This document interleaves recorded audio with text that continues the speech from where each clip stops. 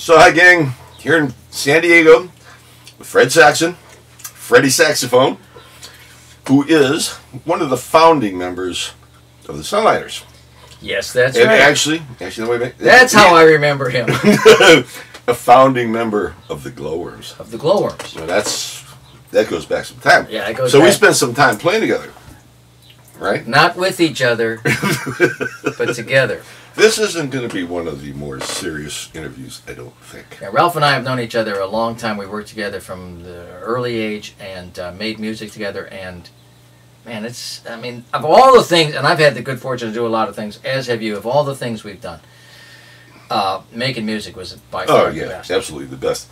How many bands can say they actually recorded at Motown Records before? You know, we weren't signed to Motown at the time. Motown was just renting their studio out to big bucks. Yeah, but they weren't really renting it out. I think our manager made some special arrangement with some Oh, is that what happened? I think so. Oh. Yeah. All these years I thought they were renting it out.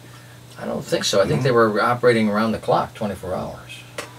So Bob Brower, our manager. Our manager, Bob Brower, who was he worked in law enforcement. I think he pulled some strings. I think he might have got Barry off or something. Kidding. No. Kidding. But anyway, we went in there. We rented the studio. It was late at night. You remember that? I remember being there in the afternoon one time. I think it was in the morning. Yeah. Was it a Saturday?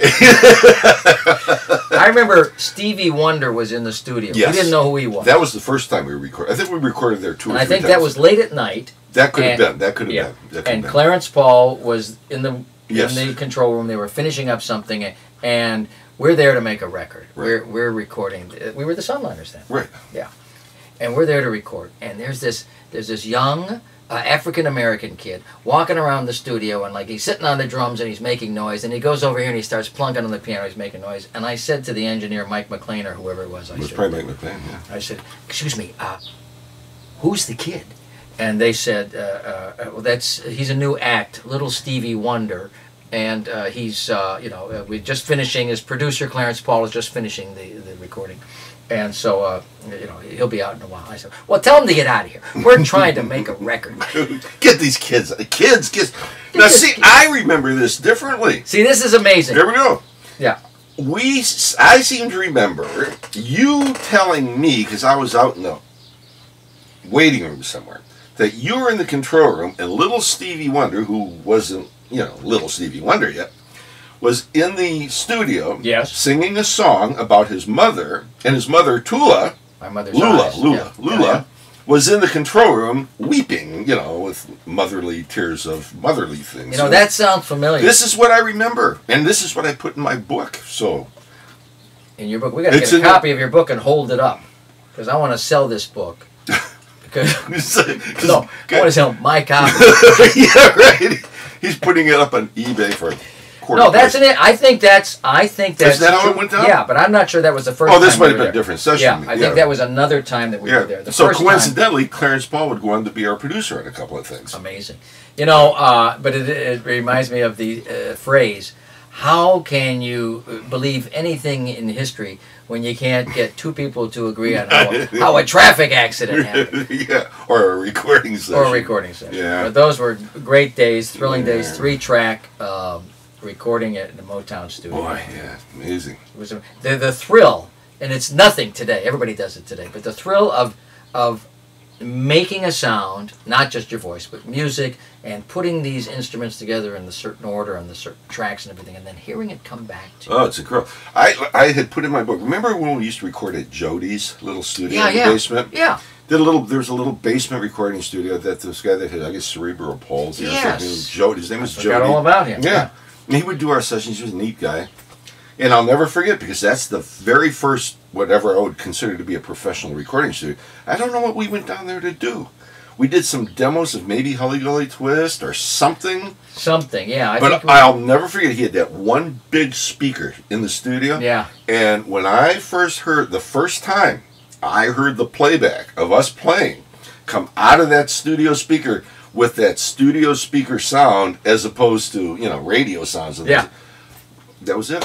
I was done. I was hooked. I said, that's the it's most marvelous thing I've ever heard in my The life. greatest thrill in the world. I described it the other day to somebody as kind of you making a baby and seeing it born all in the same couple of minutes. Yes, absolutely. Absolutely incredible. Absolutely incredible. And I remember another interesting moment when we got our first Fender bass. John was the Fender. He went from rhythm guitar to Fender bass and had an Ampeg bass. Yeah. And I forget what that model was, but everybody had them. Everybody had that little green light in the middle. Yeah. He turns it on for the first time and goes boom, boom, boom, and everybody in the band goes, oh, oh, oh. Remember that? My brother contends that the first night that John used his bass, he knew that night that finally the Sunliner sound had solidified to whatever, because by that time I was playing organ. Oh, yeah. You know, we had you and Gil on sax, you know, Pete, you know, naturally been with us, and then John with the bass. My brother said it was like, you know, like the Holy Grail had been found. Yeah. Oh, there's the sound. There's the sound. Yeah. You know, it's funny. We had dinner last night, and Ralph mentioned something that I had not really thought about in the past, and that is that, you know, us guys in front playing horns, Gil, Fred, John on bass, sometimes trombone, Russ on guitar. We're all standing up. We're all moving and moving back and forth. Pete is working Pete's like doing crap, crazy. yeah. Ralph, he's sitting there. See, there's the right by the bottom. There's the keyboard. That's right. You know, I don't want to. You disgust me.